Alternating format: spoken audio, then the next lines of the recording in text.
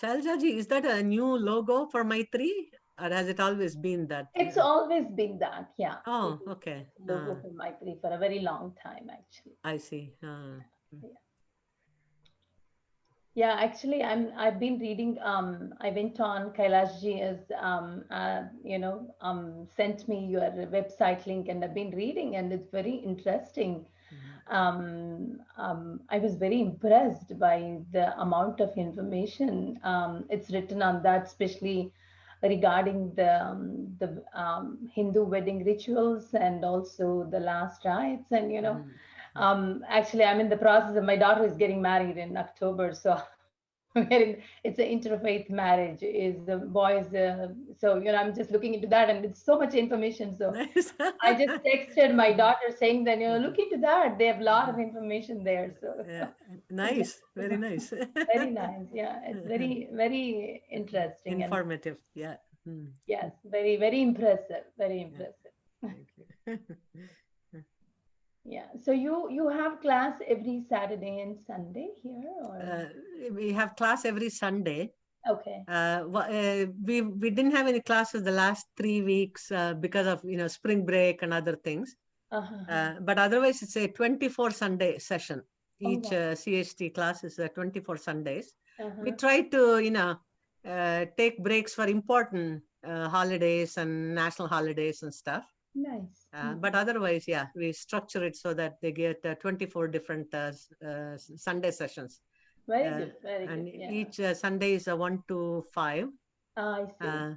Yeah, and any Sunday there is a class. Mm-hmm. The Saturday that follows that will be the Mm-hmm. Q&A session. Oh, I see. I see. Yeah. So it is not like every Sunday, or it is this Sunday and then you have a Q&A next Saturday and the class is again after that Sunday.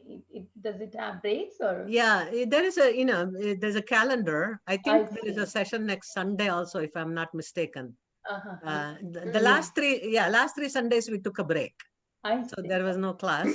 So this is the first one after the break. And from now on, I don't think there is any other break until except for the Thanksgiving and Thanksgiving, July 4th, Christmas. those types of holidays. Yeah. Oh, nice, nice. Yeah. Good to know. Good to know. So it's like we have to register if we have to attend, or is it like anybody can join the thing? How does that work? The registration opens up in the October timeframe. We I start recruiting for the mhm, next session. I see. Actually, even a little before October, I think this year. Uh-huh. And this session has 25 scholars that are enrolled. Uh-huh. This is the third CHT class we're doing. Oh wow. Yeah. Mm-hmm. Rajuji and I were in the first class in Oh, okay. 2019. Okay. Very nice. Very Yeah. nice. Yeah. Yeah, I was just reading and I read a lot about it, a lot about these things, and I didn't go into the volunteer part yet. So Yeah. yeah. I see that when you're presenting, I was just, looking a lot of words sound similar, like confidentiality, non-judgmental. So I'm like, yeah, it's like most of the things are in a safe space. Yep. So things, Yep. yeah. Yep. Namaste, Banglaji, Kailash. Namaste, Kailash. Yeah, Namaste. I've been quietly attending your class. And, and I want to welcome Shalji. Namaste, Kailashi. Namaste, welcome. I don't know whether we met. I used to be early days of Maitri. I was involved in some helping with fundraising, and I know Mukta very well, for example. Oh, okay. Yeah, and that, yeah. Maybe in one of the galas, because I've been a volunteer with Maitri like more than 10 years, and I've been supporting indirectly, but then, I'm on the helpline for the past 7 years, and Mukta is awesome. Yeah, I'm a fan of hers. Yeah, she's amazing. I mean, I told Mukta, you left a very big shoes for me to fill today. Mukta is amazing. Yeah.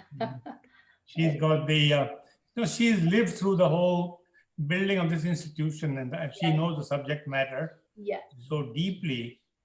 So she brings extraordinary energy and knowledge, and I think you get the points across beautifully. So yeah, that's great. I think this is wonderful. I'm glad you are able to share this with us. Thank And you. we have very big vision of creating a large force of volunteers and also chaplains. We are now have become accepted for chaplaincy programs.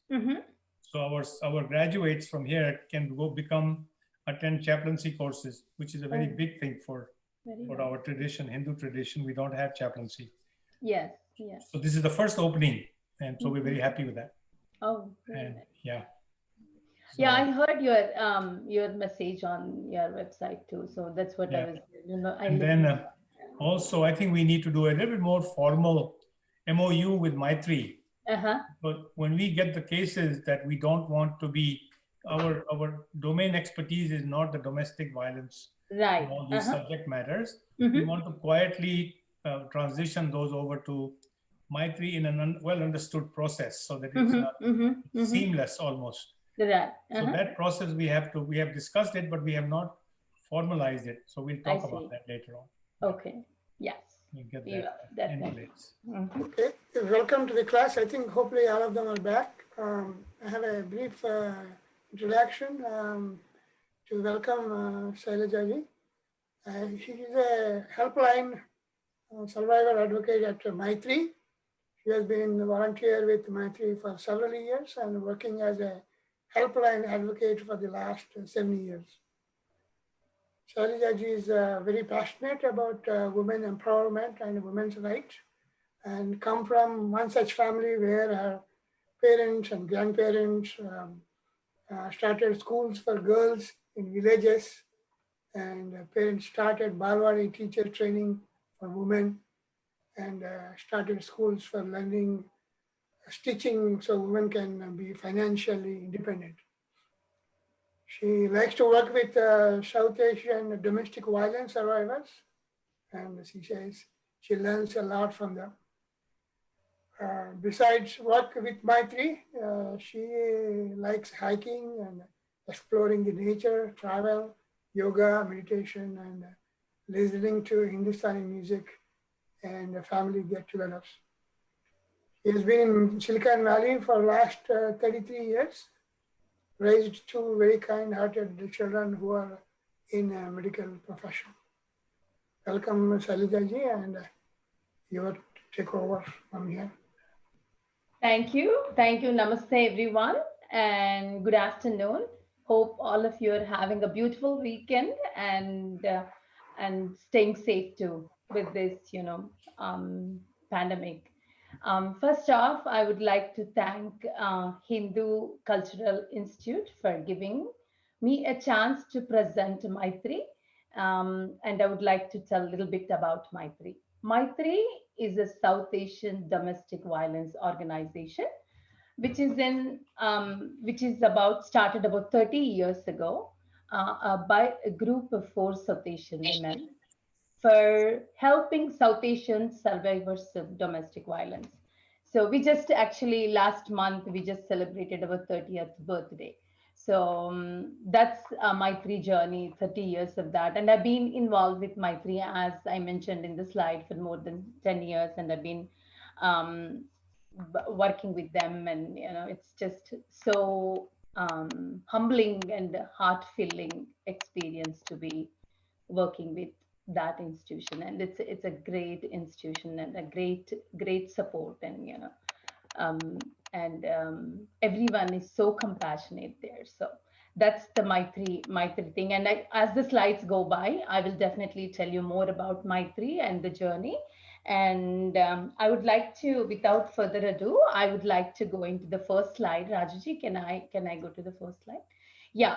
So what is domestic violence? I'm going to talk about what is domestic violence. So when you say domestic violence, a lot of people say, hey, there is no physical abuse. So there is no domestic violence. Domestic violence is, it's like, it's executive director of UN Women said, it's kind of like a decades-long silent pandemic.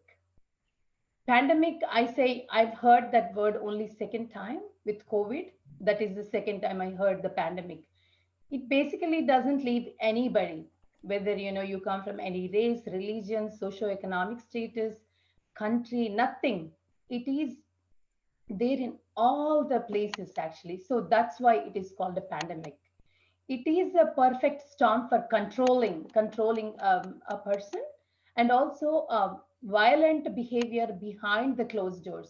Nobody will see that. When they say nobody will see that, oh, everything looks perfect, but that's what domestic violence is. And there is more lot of definitions to domestic violence, but this is kind of like a pandemic which is spread all across the nations, all around the earth basically.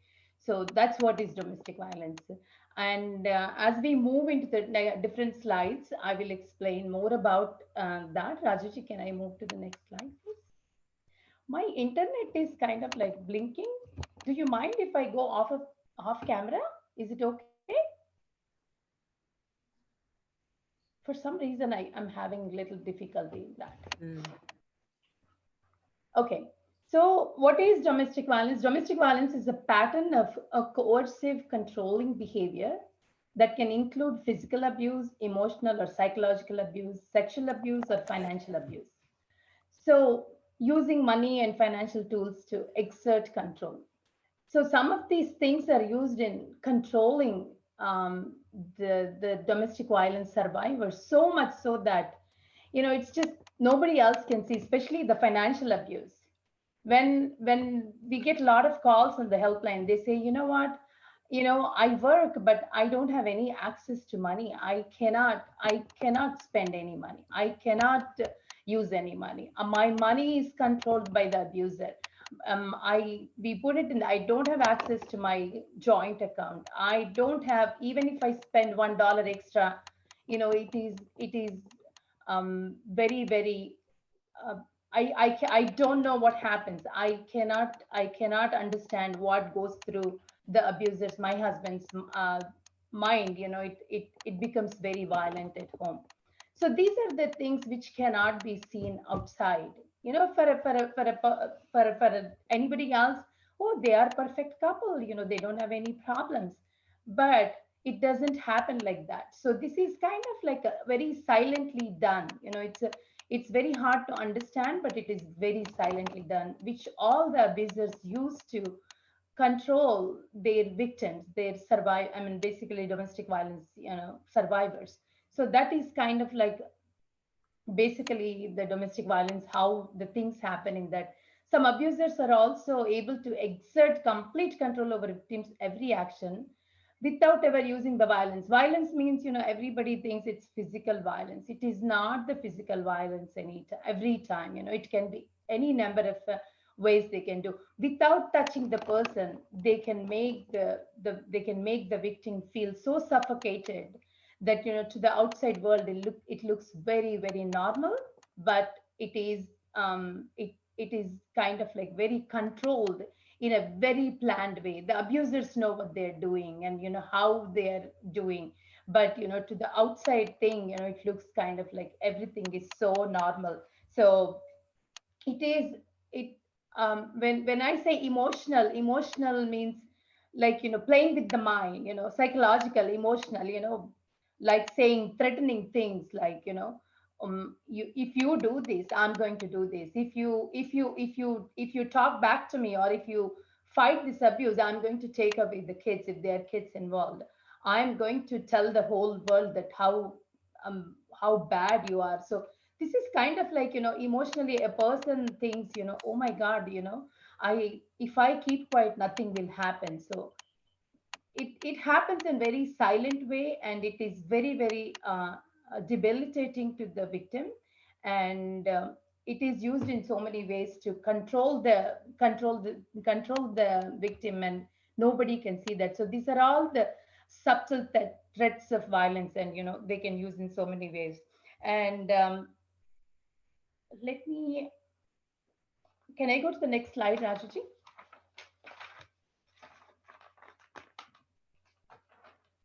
Hello. Yeah. So let's see how this power and control is used to in the domestic violence thing. It's the power and control wheel, how it is going to be used and how they use it to control the victim. So I'm going to read and talk about that a little bit more. Using intimidation, basically. making her afraid by using looks, actions, gestures, smashing things, destroying her property, abusing pets, displaying weapons. I want to make a small disclaimer. I'm going to use the victim as she. As you see in the following slides, the numbers and everything, the majority of the victims are women. And we do have, there are male victims also, but majority of the victims are women. So that's the reason I'm using she. It doesn't mean that, we don't have other victims. So I just want you to understand when I say survivor, I use she as the thing. So making her let's say we get calls on the helpline saying my husband is calling me, I'm fat, I'm dark, I'm this.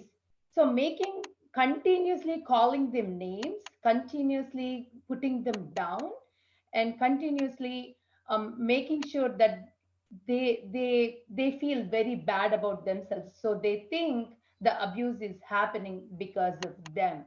It's not the abuser, but it is because of them. So this is one way of controlling the victim, so that they kind of like say, oh my god, okay, you know what, let me say I'm the one responsible. So these are the tools for the abuser to control and keep doing the abuse what they're doing.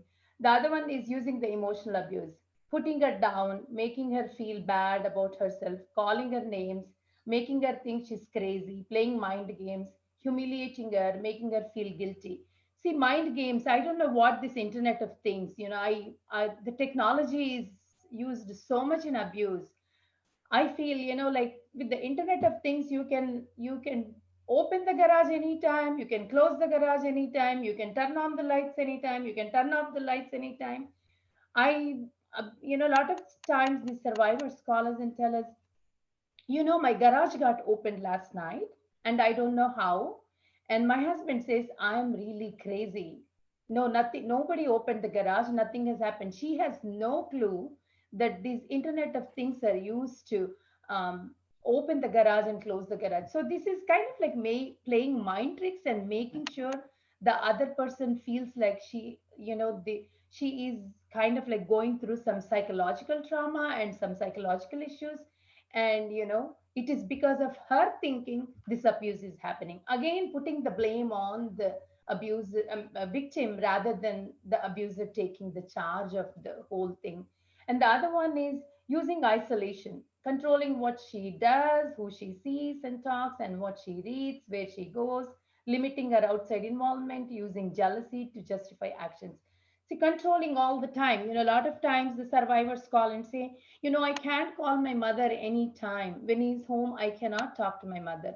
I cannot talk to my sisters. I cannot see my brother. I cannot see my sister in law. So this is kind of like isolating them from everyone. Why did you talk to them?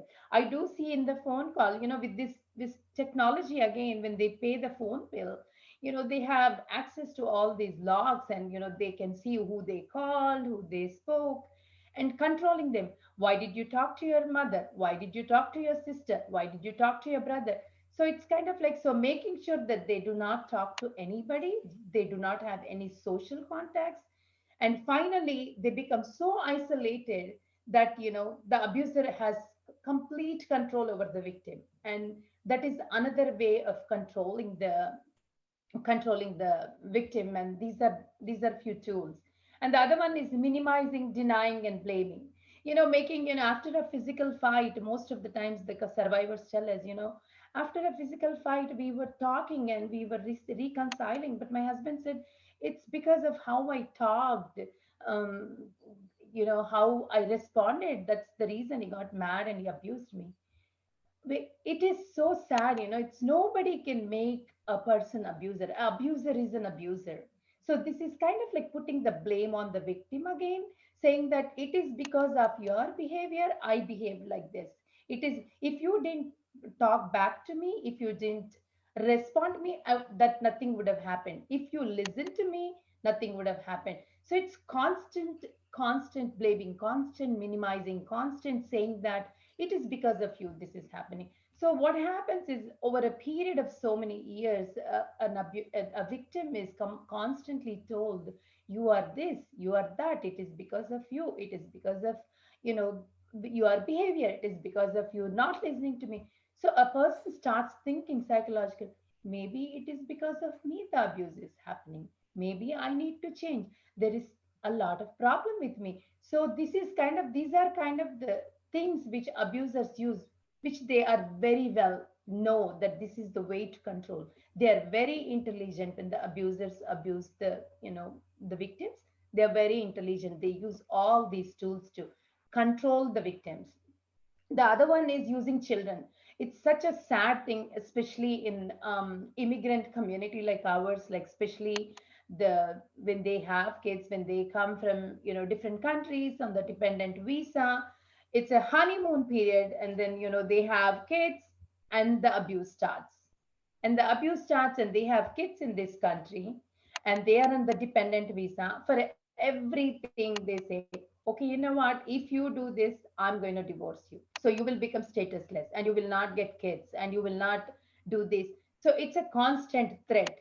So the victim is thinks, oh my god, I don't want to lose anything, I don't want to lose everything, I don't want to lose my kids, I don't want to lose this thing.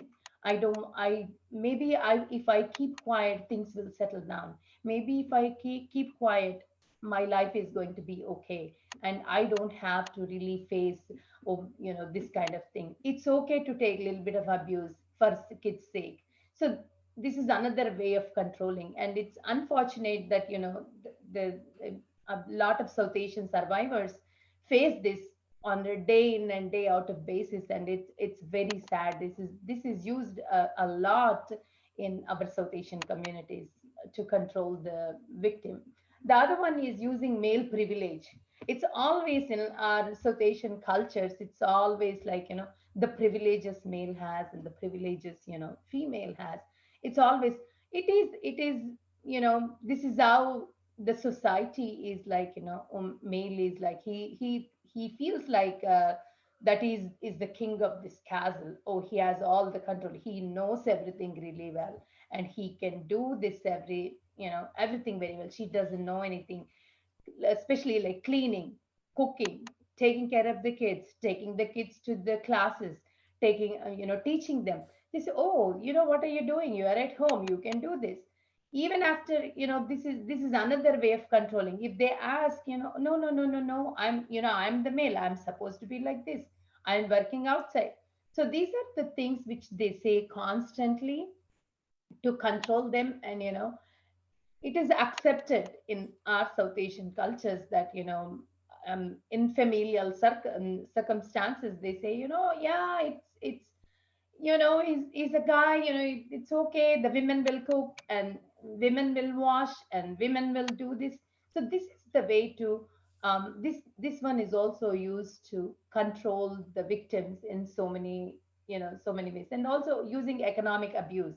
Economic abuse is like, preventing the victim from getting any kind of bank accounts, preventing her from getting access to any kind of joint accounts, not letting her have any cards to spend, not letting her have any money to spend, and every penny is counted. We have few survivors who call us and say, I work full time, but I don't have access to my money, and he controls all the money, and he gives me money like $100 for groceries. And even if one penny, every bill should match that amount I spent with $100. And if one penny is this way or that way, oh my God, I'm scared to go home. I don't know what he will do to, what happens at home. I'm really dreading that.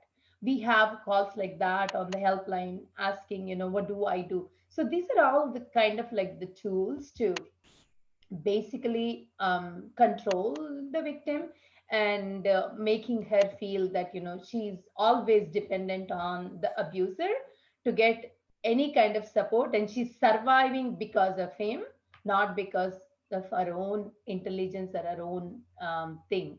And it's always making them do that, and also using coercive and threats. It's like threatening her all the time, like threatening to leave her, threatening to divorce her, threatening to commit suicide, or threatening to kill, or doing so many things, hurting the family. A lot of times, we do hear from the survivors on the helpline saying that, oh, you know what, my husband is saying, his family is going to wipe out entire family of mine in India. When they have like political power, they are politically very strong and they have a lot of connections. So they're threatening that they're going to kill my parents, they're going to kill my brother, they're going to kill my sister. So this is like the threats. Or they say, you know what, if you are doing that, I'm going to report it to the welfare. What happens is, when you are in that situation, your brain doesn't work. When you are in an abusive situation, the brain kind of like freezes. So whatever is going on, it just cannot wrap the head around it. It just happens, and you don't understand what you're going through, and it becomes very dizzy. Like it becomes like a tornado kind of thing. You don't know what's happening, and you are stuck in the tornado and don't know how to get out, and start blaming yourself. It's all because of me this is happening, so I need to change. So we do get a lot of calls on the helpline saying that, everything is happening is because of me. I don't know, I think I have some mental problems, I have some psychological problems, I have every problem. It is not the victim who has the problem. It is definitely the abuser is very intelligent and very controlling, and they use these tactics. They know that how to control, so they use these kind of tactics to kind of like control the victim in this way. So this is how the power and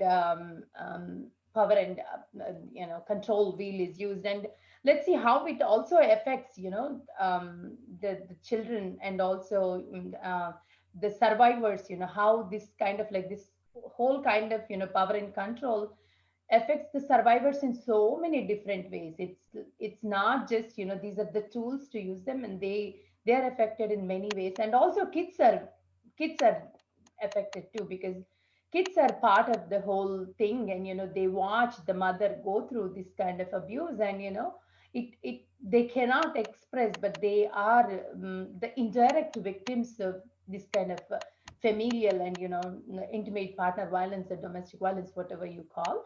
So this one is let's see how it affects the survivors and also kids in next few slides.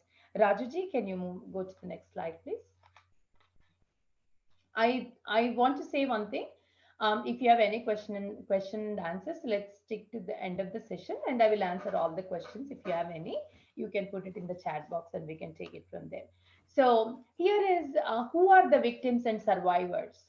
So victims and survivors are the same thing. It is just the different terminology is used in different times.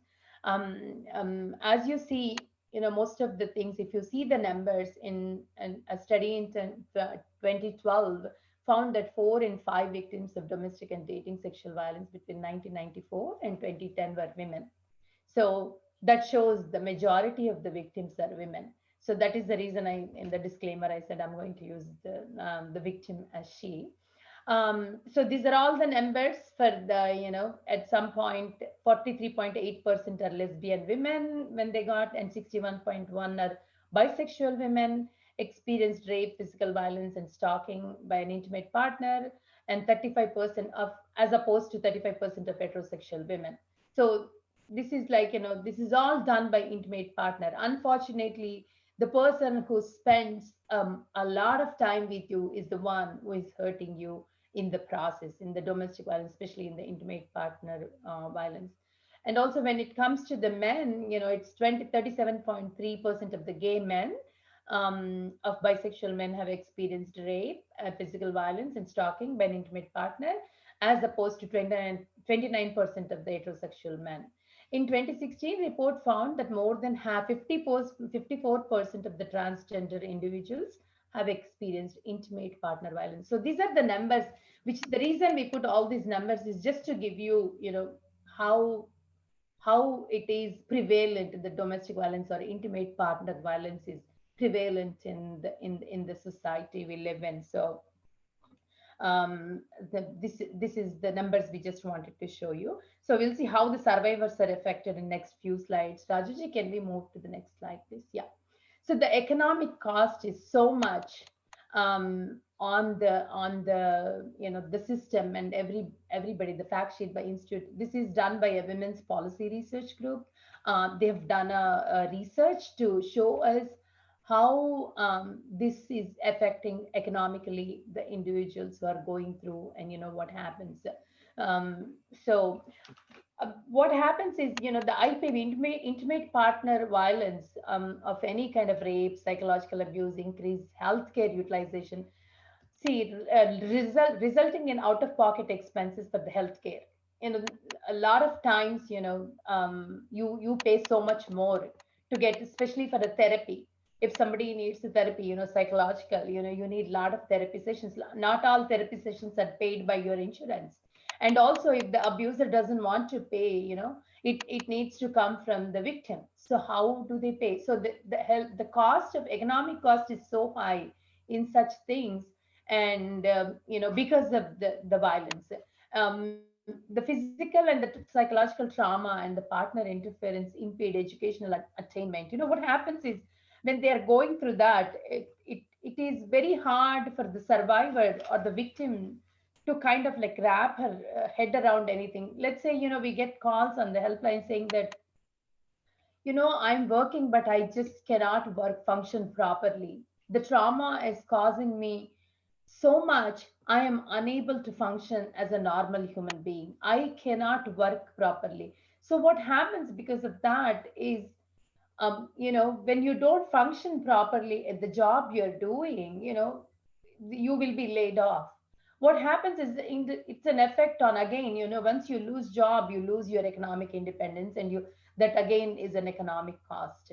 And if a person is going to school, let's say she's abused constantly, and a lot of times we do get I'm going to school, but I just cannot function. I cannot read even a single sentence properly, because I'm unable to wrap my head around it, and I cannot understand what I'm reading because of the abuse, because of the trauma, because of my mental tension and anxiety which I'm going through.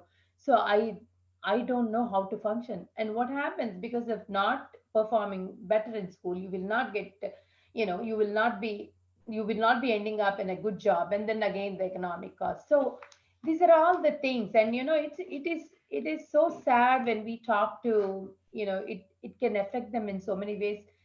A person, if they cannot function like a normal human being and with the normal senses and in the being in the present moment, it it can cause a lot of, a lot of disturbances in your in your life, basically one's life.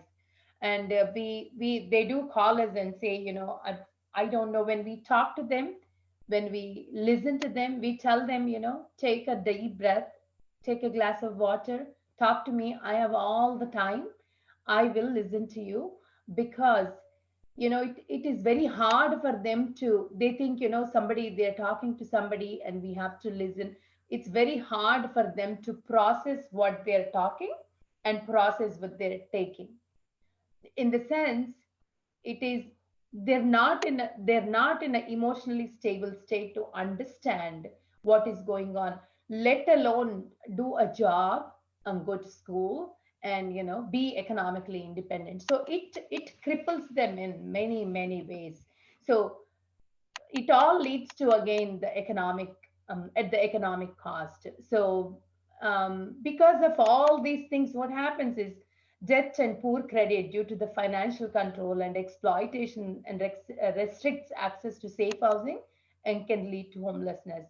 It's very hard to see the lot of victims in a homeless situation, and don't know where to go, and moving from shelter to shelter. And it has, like, it's kind of like a domino effect. Because of this happens, because of this happens. So this is all because of an abuse, which so many things can go wrong in one's life. So even with all this research and everything, the full cost is this, literally, we don't know. we don't know the full cost of it, but we can see how many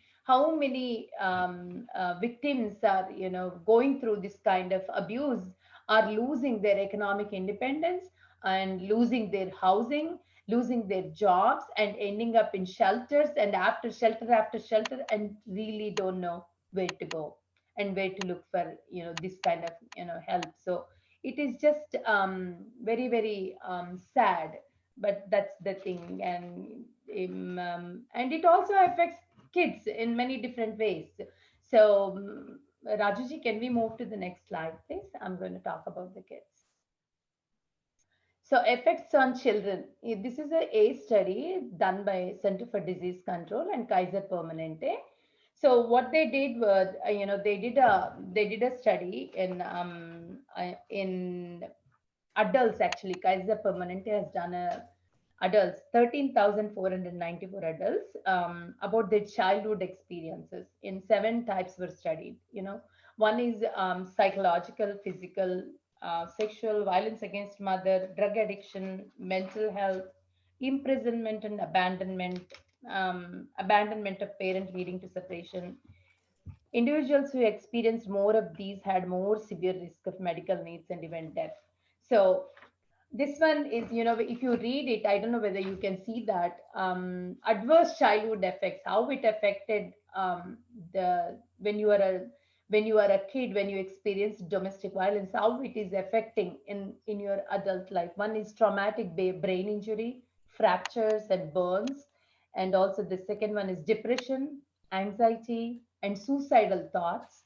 And the third one is unintended pregnancies, pregnancy complications, fetal deaths. And the fourth one is HIV and STDs. And the fifth one is cancer and diabetes. And the other one is alcohol and drug abuse and unsafe sex. And in the end, again, education, occupation, and income. So these are so many ways the childhood trauma can carry on to the adult life. And this is so many ways. When we see there is so much they come with, it's not just that moment of abuse. It can kind of like goes into generations.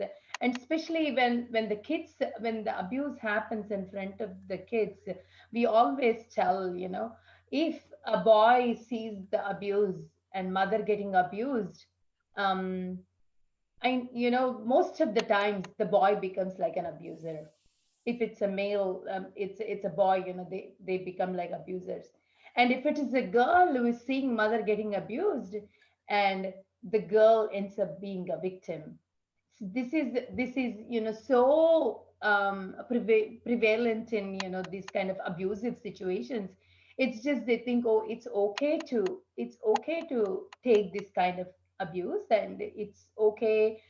Maybe that's a normal thing. A lot of our victims, they call us on the helpline and say, I know I've been talking to my mom, and my mom said, it's common. You need to understand, it happens, it's just, they're men are men, they're going to hit you. So it's just, it is just the thing of, needs a lot of education, and it happens. And they say it's okay to get abused, or it's okay to abuse a woman.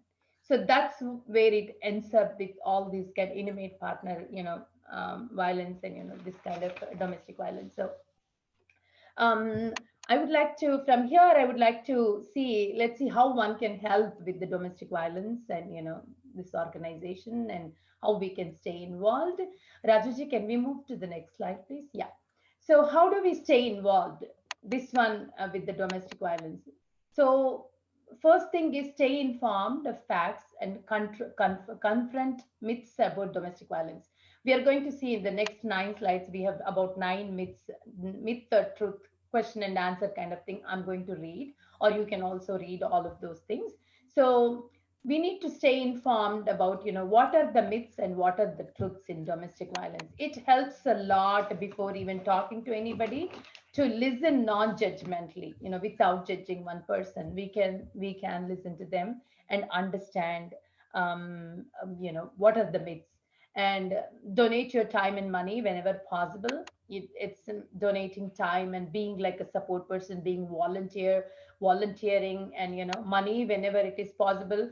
What happens is a person who is working like a $15 an hour job, and is in an abusive relationship, and gets out, she just doesn't know where to go, cannot even afford anything, no house, nothing. The, the money donated goes a long way. Maitri does all free services, so we help all the victims, and it goes a long way. So whenever possible, donate your time and money wherever it is possible.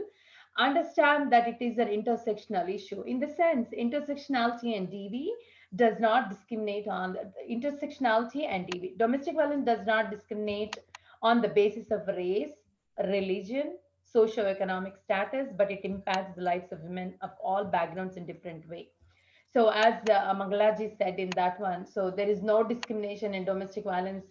Who comes, for we are not going to discriminate when we counsel, but domestic violence does not discriminate between anybody, whether you come from this race, this gender, this socioeconomic thing. And what happens is it does not differentiate, but definitely the society does not treat all the victims of abuse equally. What happens is the social biases we have, influence the society, how they treat the domestic violence victims. I will give you an example. Like, let's say if we take India, if you come from an upper middle class, or socially socioeconomically very high class, the kind of treatment in a domestic violence situation and the kind of support you get is very different from somebody who comes from a downtrodden thing. And if you know somebody, a political leader or something like that, the kind of support you get, the kind of influence you have is very different from the kind of influence, somebody who does not have any of those things. So these are the things which need to be understood. So it's a very sad thing, but that's how it is in a societal thing. And advocate at your workplace for survivor friendly policies. Let's say a lot of our survivors, those who are working, they have such a difficulty going through this, because they cannot discuss at workplace what is going on with their lives, and because of the fear of losing the job, because the workplace does not have good policies in place to support domestic violence survivors. So a lot of times we get, oh, I don't know whether I have to go to work, but I have to deal with that. Once you are in if you are in a domestic violence situation, what happens is not only dealing with that situation, but you also have to deal with courts, police, if you have children, child protective services, and on top of it, worry about your job. So what we encourage everybody is, at anybody's workplace, it's definitely advocating for survivor friendly atmosphere, survivor friendly policies. If a person who is a domestic violence victim needs to take off for a week to address all these issues, so be it, without questions asked, without trying to know more. Please support that person. So it helps them a lot in many ways. And also host a discussion with coworkers. If you have coworkers, let's discuss how can we help this survivor, but not overstepping, not in an intention of, oh, what happened, I would like to know, not like that. But we are here for you. If you need any help, let us know. So we are there to help you. So if a group of volunteers, a group of co-workers form a group and understand what the survivor is going through and be as a support pillars there, that helps them a lot actually, to have them. And offer resources to a friend, colleague, or a community. If you know somebody who is going through domestic violence, and I heard that even in your thing, if you have anybody who is, when you're counseling, and if they come with some kind of abuse, always it's a good thing to offer the resources. We would say, if somebody, we do get calls on the helpline saying that, oh, I have a friend who is going through this kind of abuse, can you please call her? Or I have a colleague who is going through this, can you please help? And a community, anybody. So we tell them, I understand, and we thank them for being concerned about that person. But it's always good for that person to call the helpline. So what we do is we give the resources, our helpline number, Maitri number, hours of operation, email address. So if you pass on all these resources to that person, when they feel safe, when they are in space to call and get the help, that's when they take that, that resource and they call us. It's just being as a support person and offering resources, you know, you will be a great help to that person. So that's how we tell everybody to um, be, offering resources and being a support person. So, and supporting policies that help survivors and encourage prevention of domestic violence. So what happens, the policies, like, let's say, like WAVA Act, Violence Against Women's Act thing, it had funds cut for that in, when we had the other president. So what do we do? Not voting for such agendas. If you have a ballot and it has some domestic violence agendas, try to learn more about those agendas and see how can we help this by not voting or by voting. Or if there is a person, let's say there is a congressman or somebody who is standing and he has a very history of domestic violence, how do you help there? By not voting to that person, saying that, oh, there is a lot of history of domestic violence, I don't know how much this is going to help us. So using our voting powers to pass the correct policies and correct people to prevent this. So we can do so many ways. So these are all the ways a person can help to curb, um, hopefully end. I would say end is a big word, but let's hope we will end this. So to end the domestic violence and by supporting so many ways. Rajuji, can I go to the next one, please? Next slide, please. Yeah. So we are going to, from here on, we are going to see what are the truths or myths of this one, understanding the abuse. So they're going to be truth or myth and then the answer below that. I can read as we go through the thing. We have about 9 of them. So let's go all of them. Rajuji, can you please move it? Yeah. The societal attitude. What happens? Domestic violence only happens to people living in poverty or people of color. Is it a truth or is it a myth? It is myth. Yes. Well, let's go to the this next one. Yeah. Domestic violence occurs in families of all social, ethnic, racial, educational, and religious backgrounds. So it occurs in towns, suburbs, rural areas, cities, and the frequency and severity may depend. Violence among people of a socio-economic level is much more prevalent and seen because they're in need of a lot of shelters and homelessness happens. But in socio-economically upper class, it may not be seen because they have enough money to kind of like not let it come out. So these are all the things when we talked about how the intersectionality comes into the picture, this is how the intersectionality comes into DV and intersectionality. So that's how it happens. We'll go to the next one. Domestic violence is a one-time event. It's an isolated incident or a momentary loss of temper. Truth or myth? Myth. Myth. Myth. Yes. So abusive behavior is a pattern of behavior, not an isolated incident. Generally, once the behavior begins in a relationship, it becomes increasingly violent and frequent over a period of time. When somebody calls on the helpline, they say, oh, you know what? It happened only once. I tell them, I'm very sorry to say that it's just not one time. It is a pattern. If a person can abuse another person, that means the abuser has a fundamental problem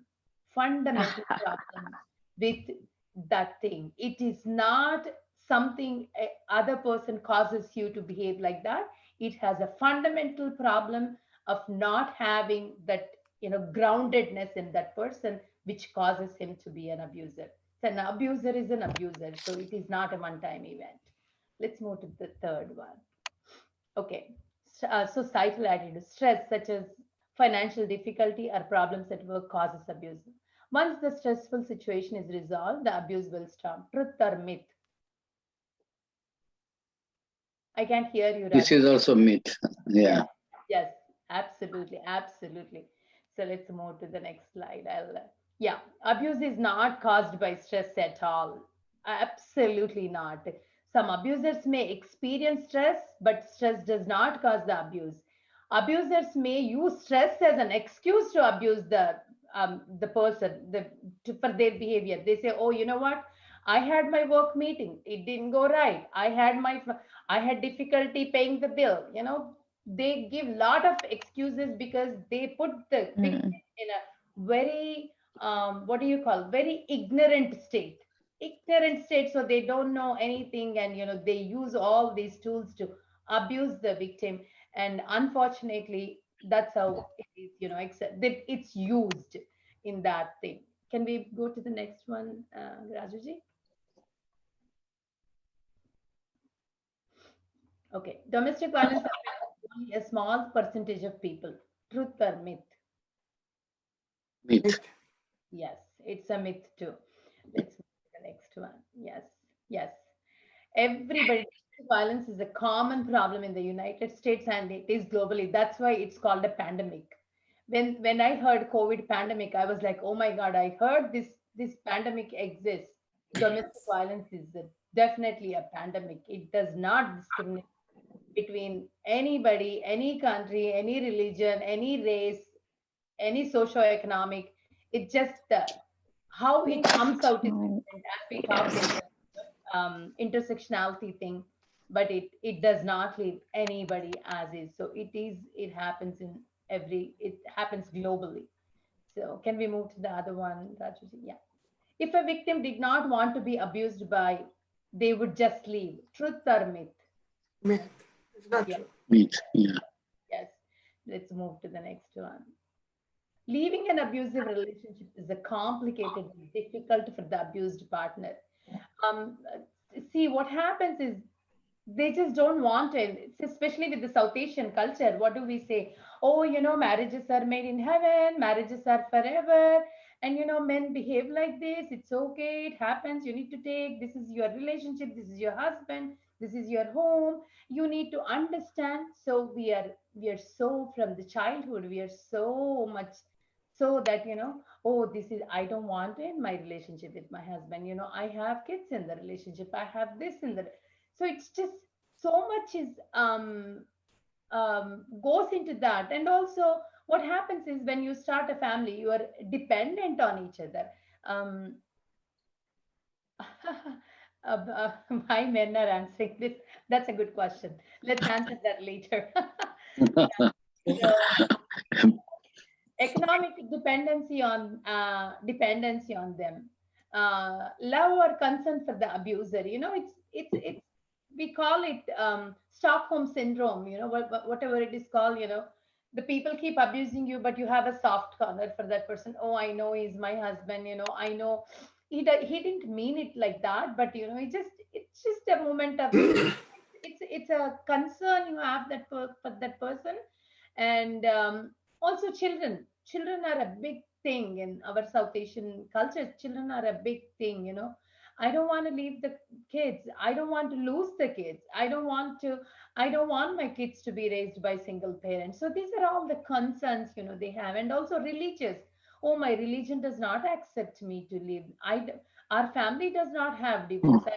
Our family does not have leaving. And family pressure. Parents saying no, it's okay, it happens, it's very common, it's only one, he may change, he will change. So these are kind of things.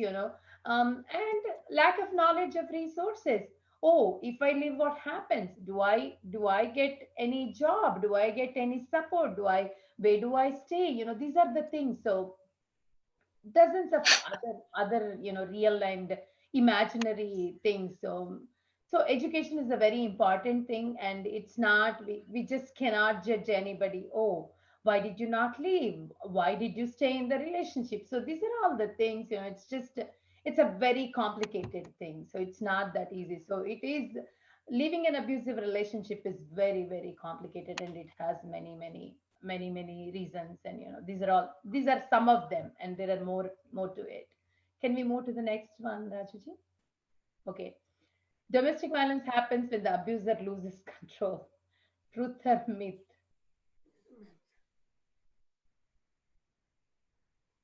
This is a myth too. Yes, it's a myth too. Can we go to the next one? Yeah, violent behavior is a choice of abuser makes. It is not when he loses control. It is the choice an abuser makes. So it is a way, they control the victims. Some people are so afraid, oh my God, I don't want to say anything now. Either it'll be an emotional or a verbal or a physical. Some, each person is different. Each person reacts differently. Some people just back off for a verbal abuse, using name calling, using very bad language, to just put the victim down, and they just become calm, and they use that power to kind of like control the victim. So it is all pre-planned, deliberate, and it is a choice an abuser makes. It's always abusing the other person is a choice we make. It is not a behavior. We are not born with that. Every human being is born with very, very, they come with really good set of values, but it is the choices we make in our life. It makes us, abusers make choices to be abusers. So it's not that it's just because of anything else. So can we move to the other one, Rajuji? Domestic violence is a family problem. Truth or myth? A myth. It is a truth. Yes, it is a family problem. So let's move to the other one. The effects of domestic violence extend far beyond the family, making it an issue that everyone should be concerned about. So it affects them, everybody, even the entire extended family. It is like the expenses, losing the work, lost wages, court costs, the lawyer fees, the pain, suffering, anxiety, not having a healthy atmosphere at home, and lot of social stigma. A lot of times I do wonder, and I sympathize with a lot of my callers. They say, I had this domestic violence incident, and none of my friends are talking to me. They all isolated me, and they don't want to continue talking to me. I feel sad. Where are we lacking that compassion? As Manjula ji said, we need compassionate. We need to have that. We need to give them that space to talk. We need to have that compassion. We need to have that empathy towards these. Just listening helps so much. When a person talks to somebody and talks their heart out, what happens is they become lighter. The emotions that I understand, for the person who is listening, it's a lot to listen, but that's where this empathy, this training, this confidentiality, all these things come into the system. And so when I say this one is, it not only affects that, and they lose relationships because of that. The friendship is gone completely. They don't want to be friends, whether it's negative or positive. It's just such a complicated thing. So it goes beyond the family and the friendships and everything. So it affects a lot. Can we move to the next one, Rajuji? Domestic violence is just a push, slap, or punch. It does not result in serious injuries. Truth or myth? Myth. Yeah, it is myth. Yes, yes, yes. Okay, let's go to the other one. Often this one is so serious.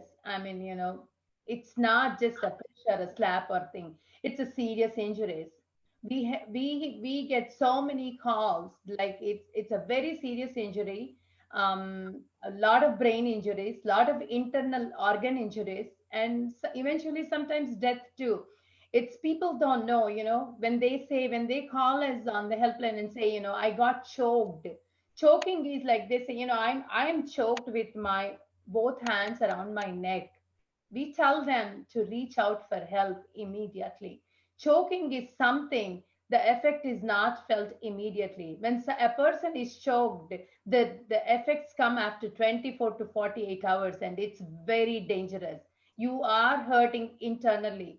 So we tell them, if you get choked, do reach out for help immediately, because I know you are trying to protect, they are trying to protect the marriage, they are trying to protect the abuser, but what if they are not there to take care of anybody? These are the things which one need to understand. Domestic violence is not just a slap or a push or a hit. It is more than that, and it is just unfortunate.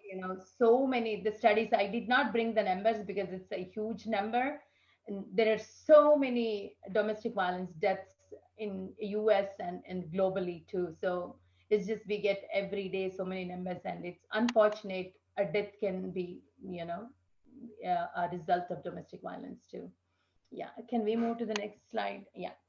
Victims of abuse provoke the violence through their behavior. Truth or myth?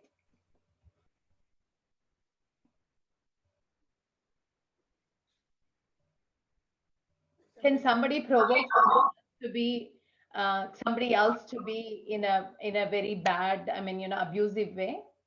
What do we say in our thing? Oh, happiness is in your hands. So your happiness does not depend on anybody else. So how can abuse depend on somebody else? How can abuse depend on somebody else? Whereas your happiness is in your hands, abuse is in your hands. Mm. So can we go to the next slide? Yeah. Victims do not provoke the violence. It's just sometimes they sense the tension is escalating in their relationship and that beating is imminent. What happens is when they are going through that, oh my God, I know I'm going to be beaten. So what happens is when they are in that stressful situation, they talk back. Everybody has some kind of emotion. So when they talk back and they got beaten, so they are so stressed when the tension is building up. It's just, I cannot take this tension anymore. I would rather get beaten up and be done with it. So that is not called provoking. It is that abuser is an abuser. Abuser is going to abuse. So victim is saying, okay, you know what? I'm going to be abused. So let it be over with. So this abuse is much better than going through this tension of when am I going to get beaten? When am I going to get these things done? Mm. It is just um, it is not. So they do not provoke the violence. It's and we tell everybody, we tell, even in our things, everything is in one's hands. So it is every human being as a set of characters, whether we can make them in a positive way or a negative way. So you can be an abuser or you can be a nice person. So it Mm. all depends upon us, just like the happiness depends on it's in our own hands. Even this one is also controlling our anger is also in our hands. Yeah, can we go to the next one, Rajuji? Again, now I'm going to talk about Maitri. So I will give you a little bit more information about Maitri, and we can go to what is Maitri's vision and what is Maitri's mission. And I will talk about Maitri programs, and we'll show a small movie before we do that. Rajuji, would you mind playing that movie? This is a small movie about Maitri story. Can you see the video? Yeah. Yes.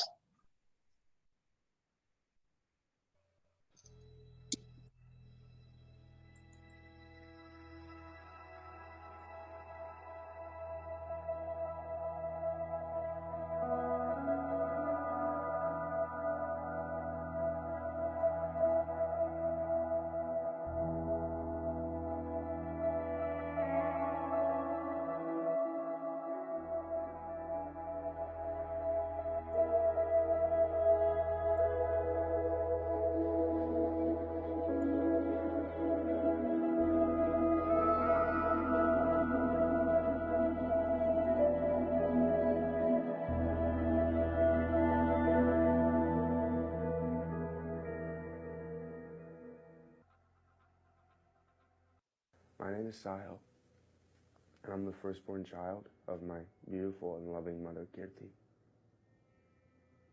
I didn't always think of her that way, though. For many years, I blamed her for my father's anger. Why couldn't she do what he wanted? Why did she have to provoke him? Why was she so weak that she could not protect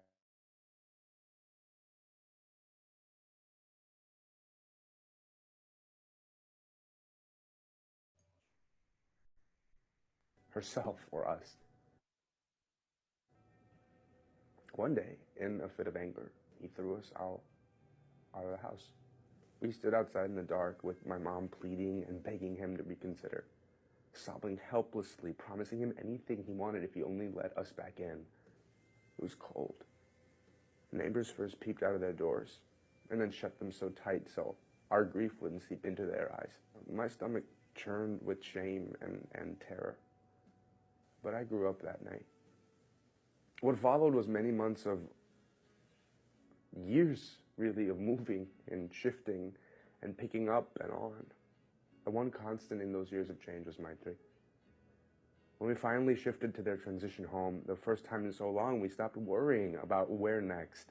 We made friends with the other children. We had summer picnics and Christmas parties and free tuition for our schoolwork that had suffered. And slowly we learned to trust again. Mom trained to be a nurse, and she found a job. And this time she kept her job because he wasn't there to make scenes at her workplace or stalk her colleagues. With a Maitri advocate guiding her, she's able to understand the complexities of mediation, the legal system, and family court to help procure good custody and support. Childhood for me was about finding the monster in the story of my life. But we made it. We first survived and then we thrived. I am now the proud son of a loving and beautiful mother. I've realized that the reasons my mother stayed with him was not weakness, it was hope and faith and strength. Hope that he would change. Faith that she was doing the right thing. And the reason she never went back was hope and faith. Hope that there was a better life. And faith that her hope would prevail.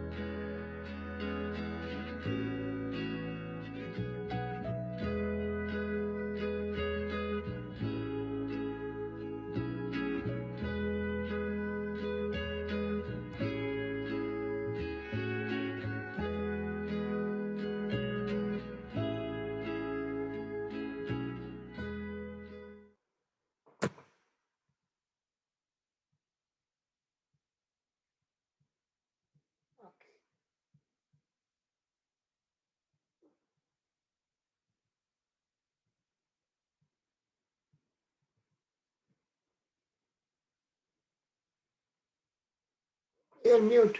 Yeah, sorry. So, what is Maitri's vision? A society where all relationships are built on dignity, equity, and compassion. So, that is Maitri's vision. And let's go to the mission. Empower South Asian survivors of domestic violence to lead lives of dignity and self sufficiency through holistic programs and enable healthy relationships and gender equity through community education, engagement, and advocacy. So, who are these South Asian survivors of domestic violence and which countries do they come from and what do we do with them? So, can we go to the next slide, Rajaji? I'll explain. So, who are these South Asian survivors? South Asian survivors are from Afghanistan, they come from Bangladesh, Bhutan, India, Nepal, Pakistan, Sri Lanka, and Maldives. These are the countries which come under South Asia. So these are the most of the survivors we help are coming from these countries. And they come from all different religious backgrounds like Hinduism, Islam, Christianity, Buddhism, Sikhism, and many more. And they also come from different political atmospheres like democracy, autocracy, and monarchy. So these are all the things. So the complexities of, the domestic violence in all these things is, so much more deeper than what we understand to the, the outside world. And South Asia is one of the most linguistically diverse areas with 650 living languages, of which about 30 to 40 languages are still spoken by many around South Asia. And we at Maitri, we speak 15 languages, 15 different South Asian languages, and offer our services. The reason I mention about a language here is language is not just a tool for communication. Language is a tool to understand the culture. When we speak on the helpline, a lot of survivors, when they're talking to us they talk to us in English, and they get that one word which they use, that mother tongue, mm, um, aisa ho gaya, itla chesaru, like in Telugu, in Hindi, a lot of language they come out. So when we ask them, do you need somebody who speaks your language? Yes, the reason we ask them is, when any time a story is told in their mother tongue, it comes out more profound and more complete, and you can communicate very much what you want to. So at helpline level, I do speak three languages. I speak English, Hindi, and Telugu. So when they speak to us, and they say, when we speak in our, it's not that we cannot speak English, we do. But when we speak in our mother tongue, when we speak in our language, we communicate so much more in a detailed way, and to my heartfulness, I feel lighter after talking. The abuse is one aspect, but letting go of that and feeling lighter is another aspect. So we feel so have happy that this is what makes us really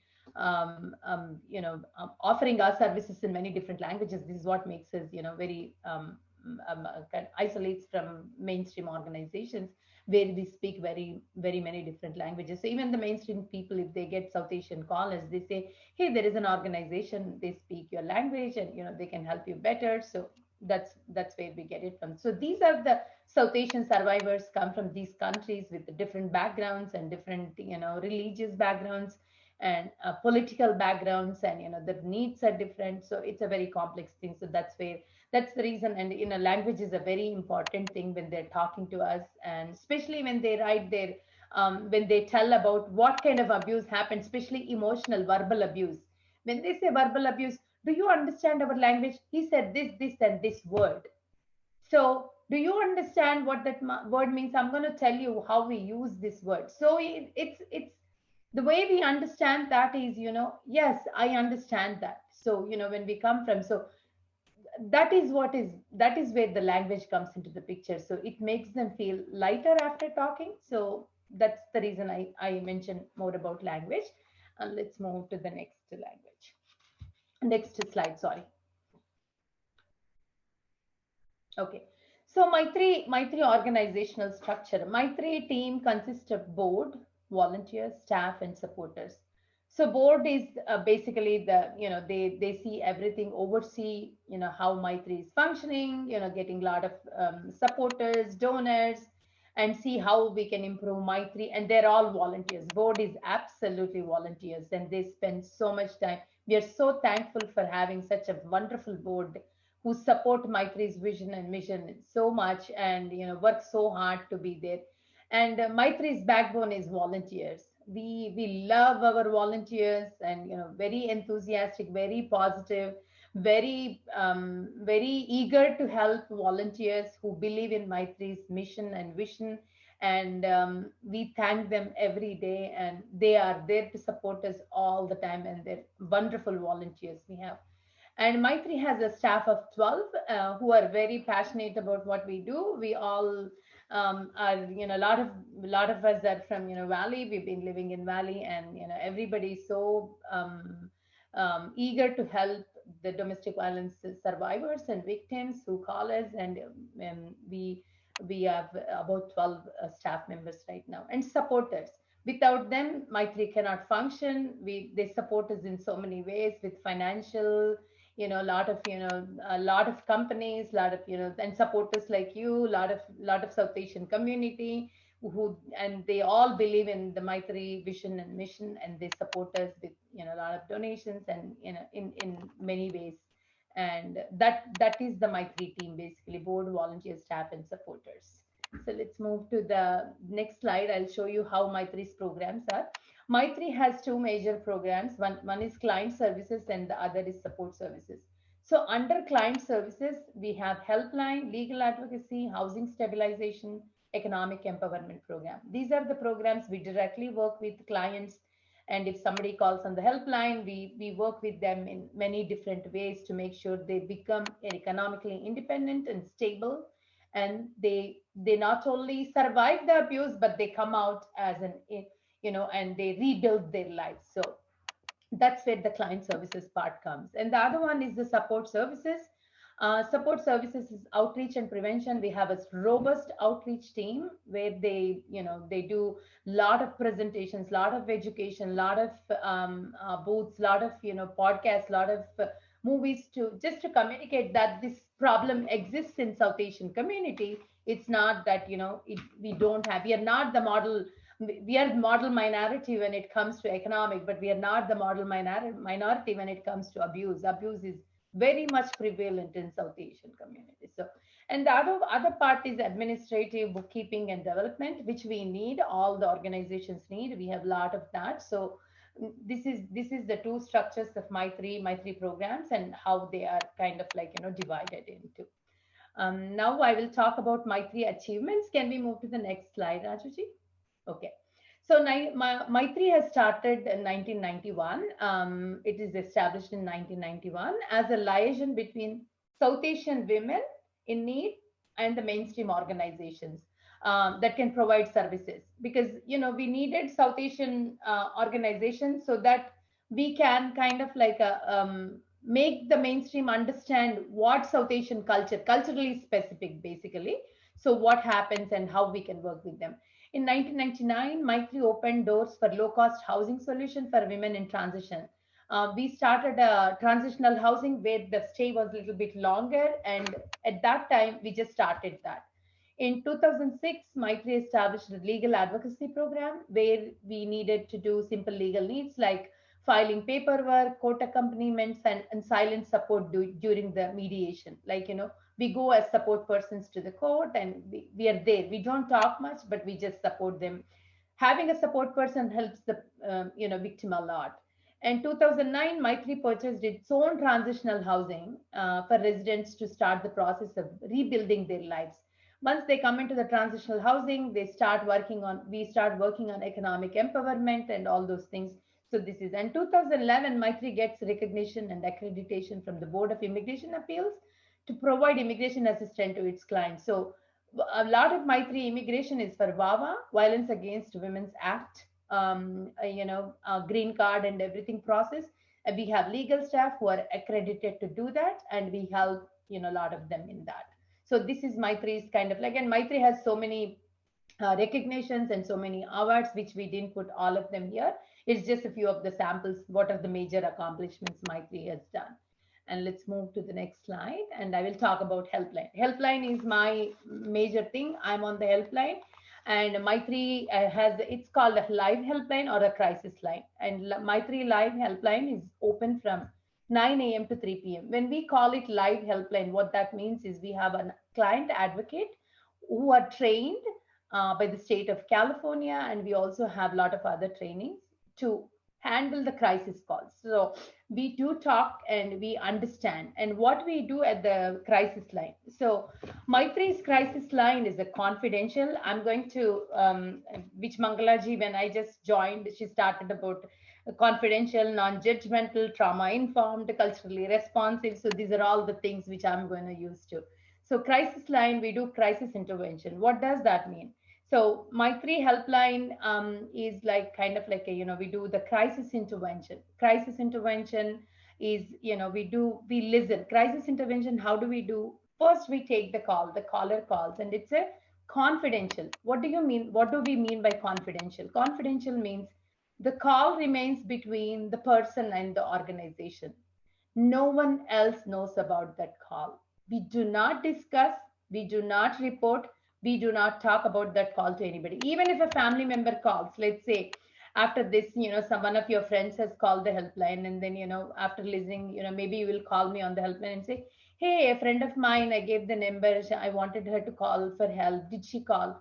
I'm going to say neither deny nor confirm. We are not going to discuss the call. So that's how confidential. So as soon as we pick up the phone, we tell them it is confidential. Don't worry, nothing will go out. We do not report. We do not discuss. So that's how we have so much respect for that, confidentiality, because what happens is it takes a lot. It takes a lot for a person to take that phone call and call for help, especially in regards to intimate partner violence or domestic violence. It is I feel they teach me a lesson every day. When I pick up the call, I tell them I not only respect your call, but I learn a lot. That is a lesson for me every day. When I pick up a call, I say, you know what, I learned something new from them. It takes a lot to take that phone call and call. So we have to give them that assurance that we are your call is respected and it's very confidential. And what do you mean by non-judgmental? As soon as they call, they say, I should have reported it long time ago. I don't know why I didn't report it. I'm feeling, I don't know, I should have done it. Are you thinking that why didn't I report it? I tell them, no, I don't know your situation. I don't know you. I don't know what background you come. I am not here to judge you. I will listen to you. I will listen to you and absolutely understand you and support whatever way we can. I am not going to judge you in any way. So that's how non-judgmentally we listen to them. And trauma informed. What do we mean by trauma informed? Trauma informed is when a crisis call comes, we have lot of already lot of trauma, and we don't want them to repeat, so we pay a lot of attention, very attentively we listen, so they understand that they don't have to repeat anything again and again. And culturally responsive, let's say if it is a South Asian caller, we tell them it's a we understand the culture, how it happens, and we understand the family dynamics, and all those things. After doing all those things, what we do is we want to make sure they have a safe place to stay, and they have some basic necessities, and they also have emergency funds. If they have kids, the kids are well taken care. Based on that, we will do all the things, and we help them with lot of resources, referrals. We'll find them a shelter, or we motel them. If they don't have a shelter, we give them some emergency funds, we give them basic necessities, and we take care of the kids. And if they are in that place, we also provide them with peer counselors who are like a confident friends, who are trained volunteers, who are with them all the time. So this is how the helpline functions. And after all these things are done, we warmly hand over to the other programs for the other help. First, we want to make sure they're stable and they're good. And I think time is running short. I'm going to finish in another 5 minutes. We do have evaluation surveys to make sure that helpline is functioning properly. We do that, and we all go through this. You can see the numbers. We have a legal program, and then you can go. How many people, and we have a transitional housing, and you can keep moving. Economic empowerment program, and where we help women to outreach and prevention, where we go to do all these things. And the 30 years of since inception, how many calls we have taken? 55,685 helpline calls in 30 years. And last year we had 3,773 helpline calls, of which 436 are crisis calls. Keep going, Rajaji. I'm so sorry. I think I've run. This is our contact information for Maitri, and there is another slide, Maitri@maitri.org. This is my contact information, Shalja@maitri.org.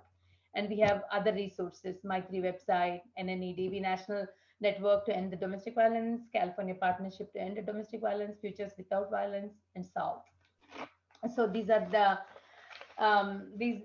the things, and we have a lot more to tell you. But if you have any questions, I'm sorry, I don't think we have much time, but if you have any questions. Yeah, I've been, Sarojit, are you available on this Saturday? Sure, what time? 8:30 in the morning, 8:30 a.m. Mangalaji is going to lead that. Sure. Okay. Yeah. Can you send me a reminder, Rajaji, if Yes, you don't mind? I will definitely join you for some time. And then, the same same information. Thank you so much. I hope I didn't bore you. Thank you. We enjoyed. Thank you very much. No, it for was all the information. very I good. hope you all. Very good. Thank you. Thank you so much. Yeah, it was a lot of information. Thank you. Thank you. Thank you. And also, And useful. Thank you. yeah, and also she has Shailaja ji has some homework, so we can discuss that on Saturday. Yes. Yes. Good information about the idea of this homework is to get more information about Maitri. Yes. Yes. So we'll got to that. Yeah. I'm going back again just to make sure we got it. Let me just go ahead.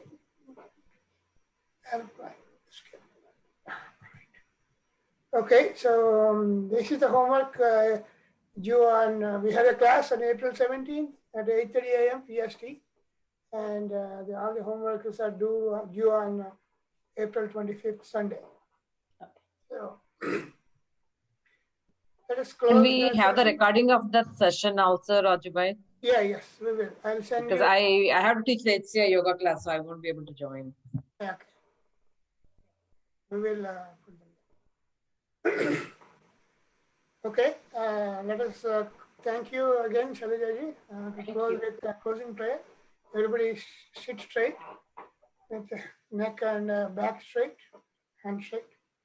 We will Namaskar Mudra, and you will fold your hands. Om Sarve Bhavantu Sukhina Sarve Santu Niramaya Sarve Bhadrani Pashyantu Ma Kaschit Dukkha Bhavet Om Shanti Shanti Shanti. Thank you everyone. Namaste. Thank you very much, Maitri. Thank you very much, Shailaja ji and Mangala ji. Thank you. Thank you so much. Thank you. Thank you, everybody. Thank you, everyone. Thank you. We'll see you next week. Thank you. Thank you. Wonderful session. Thank you. Yes, as always. Thank you. Thank you so much. Thank you, Mangala ji. Thank you. Thank you. Thank you, everyone.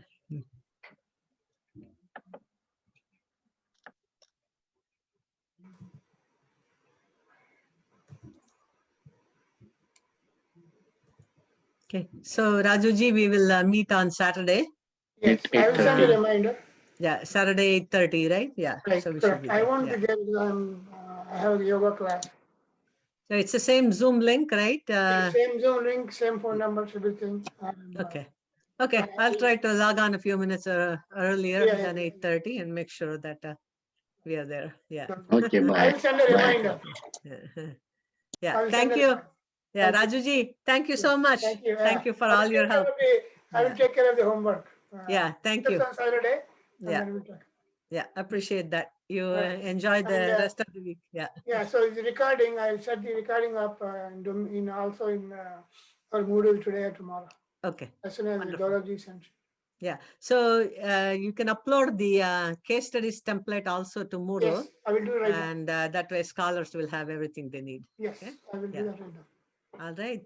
Okay. Thank you. Enjoy the rest of the evening. Bye. So the beard is a new look for you now, huh? Yeah. So it is a lazy look. Yeah, I know. I stopped coloring my hair, trying to Oh my God. grow gracefully. We'll see how that goes. Yeah. All right. Good evening, Rajuji.